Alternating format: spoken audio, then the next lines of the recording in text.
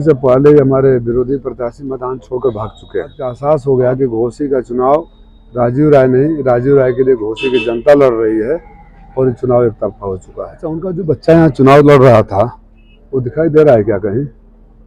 अब इस चुनाव वोटिंग से पहले ही हमारे विरोधी प्रत्याशी मैदान छोड़कर भाग चुके हैं। आप तो ग्राउंड लेवल के रिपोर्टर हैं, कोई दिख रहा है? जो भी प्रत्याशी हैं, जो भारतीय जनता पार्टी समर्थित प्रत्याशी हैं, वो कहीं कितनी पिछली बार कब मिले थे आप उनसे? उनके पिताजी का आपने वीडियो देखा होगा, मंत्री जी का सुल्तानपुर में प्रचार कर रहे थे, यहाँ घोसी में प्रचार करते हुए देखा आपने? दूसरे प्रत्याशी को देखा? तो जो लोग ग्राउंड छोड़ के पहले ही भाग चुके हैं, सरेंडर कर दिए हैं, उनको इस बात का एहसास हो गया कि घोसी का चुनाव राजीव राय नहीं, राजीव राय के लिए घोसी की जनता लड़ रही है और ये चुनाव एक तरफा हो चुका है। अगर देखा जाए तो कांग्रेस ही आपके साथ है और यहाँ के गरीब और जिस तरह से व्यापारी हैं उनको डर है कि अगर मैं उनके सपा के साथ नहीं रहा तो उनकी रक्षा कौन करेगा। मैं तो पिछले 10 सालों से यहाँ का भाई और बेटा बनकर लोगों के साथ खड़ा हूँ और मैं आश्वासन देता हूँ गरीबों को। जब सरकार में था तब भी और सरकार में नहीं था तब भी मैं उनके साथ खड़ा रहा, खड़ा रहूँगा और डरने की कोई ज़रूरत नहीं है। ये लोग भारतीय जनता पार्टी आज एक मेरे को मैसेज आया, एक कोई फार्मासिस्ट हैं अस्पताल में, उनके खिलाफ भाजपा का कोई एक स्थानीय नेता ने चिट्ठी लिख दिया और कि वो राजीव राय के रिश्तेदार हैं। देखिए दहशत कहाँ तक है। मेरी कोई रिश्तेदारी नहीं है, अगर रिश्तेदारी साबित कर दे तो मैं राजनीति छोड़ दूंगा। मैं उनको एक दो बार फोन में बात हुई होगी, किसी मदद के लिए जानता तक नहीं ठीक से, कभी आए मेरे यहाँ नहीं। लेकिन ये दहशत ऐसा है कि चुनाव आयोग ने संज्ञान लेकर कुछ कार्रवाई के आदेश कर दिए। ये वही चुनाव आयोग है ऋण विहीन, TN सेशन की आत्मा रो रही होगी, जो प्रधानमंत्री जी की उस तरह की भाषा पर भी संज्ञान नहीं लेता है। धिक्कार है ऐसे आयोग को जो किसी व्यक्ति के, किसी पार्टी के पॉकेट का बन गया है। घोसी लोकसभा हमेशा उपेक्षा का शिकार बनता चला आ रहा है। यहाँ पे लोग कहते हैं कि विकास हो रहा है, लेकिन रोजगार से लेकर के शिक्षा अन्य तरह की सुविधाओं से वंचित है, केवल नाम मात्र का बस रह गया है। सही बोल रहे हैं। जिस घोसी की पहचान विकास पुरुष स्वर्गीय कल्पनाथ राय जी से होती थी, आज तक कल्पनाथ राय जी के नाम पर बहुत सारे लोगों ने राजनीति करने की कोशिश की। कुछ लोगों ने अपने को कल्पनाथ राय का दूसरा रूप भी घोषित कर दिया, लेकिन सच्चाई है कि सिर्फ रंग पोतन के अलावा यहाँ कुछ नहीं हुआ। हमारी सरकार थी तो मैं किसी पद पर नहीं था। ऑन रिकॉर्ड बताना चाहूँगा कि आजमगढ़ से मऊ तक जो 4 लेन पर आते हैं वो हमने बनवाई थी। जहाँ हम खड़े हैं यहाँ का बिजली का अंडरग्राउंड केबलिंग की शुरुआत हमने करवाई थी। महिला अस्पताल का काम हमने करवाया था। हर विधानसभा में प्राइमरी हेल्थ सेंटर हमने करवाया था। सब स्टेशनों का अपग्रेड हमने करवाया था।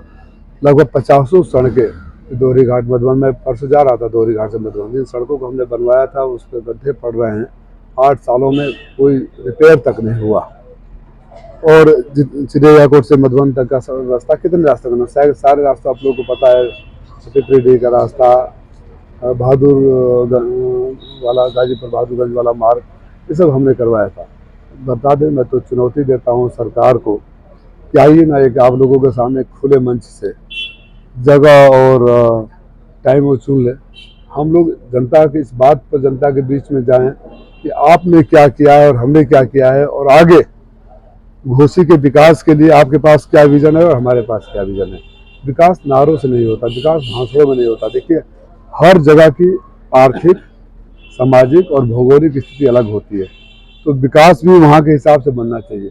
देश में ये हमारा जो घोसी है किसानों और बुनकरों का इलाका है।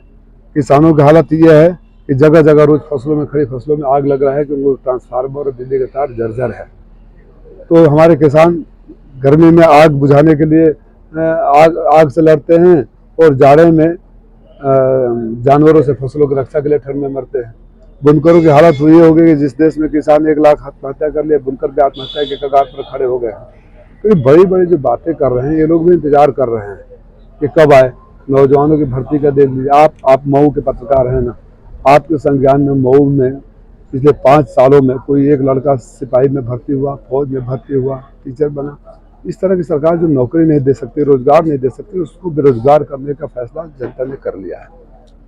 इस तरह से देखा जाए, ओम प्रकाश राजभर ने एक बयान दिया था कि अखिलेश और राहुल दोनों बच्चे हैं इनको क्या मालूम राजनीति का।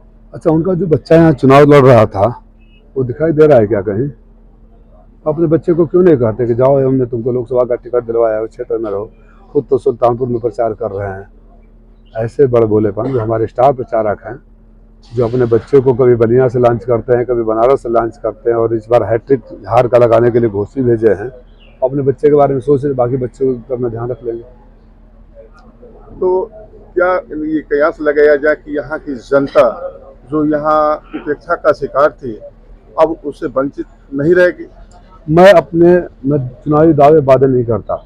मैं घोसी के मालिकों से बोल रहा हूँ, आप कहीं खड़ा करो। अगर मैंने जितने काम किए हैं उसका 25% काम भी किसी ने किया हो, जब सरकार थी। जब सरकार नहीं थी तो जिस तरह से कोरोना, बाढ़, कटान, लॉकडाउन, ट्रेन दुर्घटना, लोगों का यहाँ जहाँ आप खड़े हैं, एक संतोष मामा बैठे हैं, सुबह से शाम तक एक ही काम है, गरीबों का इलाज कराना। कोई कर रहा हो तो करे। तो मैंने अपने आचरण से, अपने कर्म से, अपने वाणी से साबित किया है कि मैं घोसी का भाई और बेटा हूँ, और उपेक्षित तो नहीं रहेगी, इतना मैं वचन देता हूँ, वादा देता हूँ।